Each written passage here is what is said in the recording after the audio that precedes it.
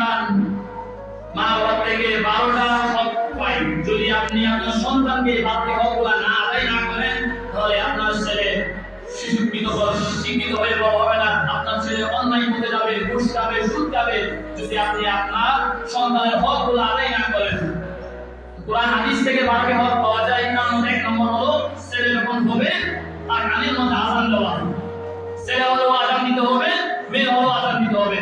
এগুলো আমাদের সমাজে এক শ্রেণীর লোক যখন মেয়ে হয় তখন অসন্তুষ্ট হয়ে পড়ে, কপালটা খারাপ হয়ে যায়। এটা যদি আপনি অস্বীকার করেন, আল্লাহ তাআলা কোরআন কারীমের মধ্যে বলেছেন, ওয়াইদা উশিরা আদম বিল মুসা যাল্লা ওয়াজহু মুসওয়াদ্দান ওয়া হুয়া কাযীম।